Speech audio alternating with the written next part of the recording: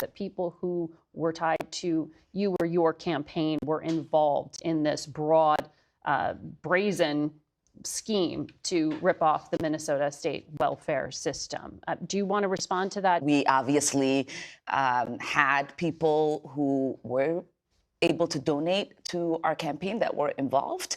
We sent that money back a couple years ago. The Biden-era Justice Department called it the largest COVID fraud scheme in the country. And this was pocketing COVID-era welfare funds, more than $1 billion in taxpayer money that was stolen. It was pretty shocking. Of the 87 people charged, all but 8 are of Somali descent. And that has added to the spotlight being put specifically on your community. Why do you think this fraud was allowed to get so widespread?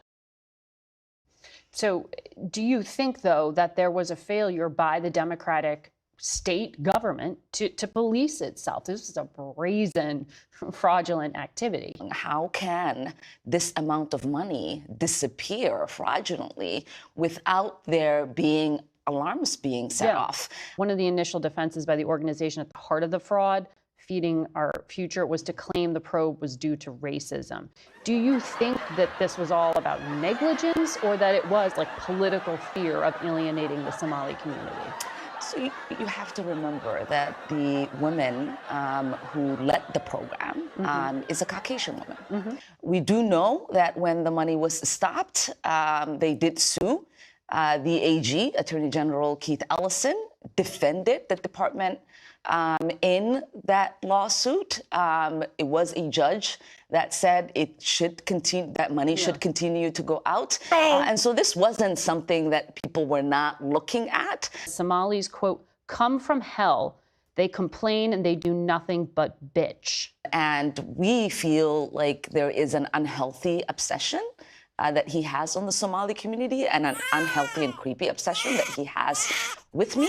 They do nothing but bitch. That this kind of hateful rhetoric and this level of dehumanizing can lead to dangerous actions by people who listen to the president. But the president has restricted all immigration processing, including asylum claims from Somalis already on U.S. soil. Yeah, so far we know of the people that they've picked up in Minnesota. About 5 of them are Somalis. And from what I have read and from the people that I've spoken to, all of them had already had orders of removal. So these are not people who are undocumented, but people who have committed crimes and who should have already been sent out of the country. The architect of the president's immigration policy, Stephen Miller, said, on Thanksgiving Day, he posted, "No magic transformation occurs when failed states cross borders. At scale, migrants and their descendants recreate the conditions and terrors of their broken homelands. Failure to assimilate and sort of ruining America." That's not funny!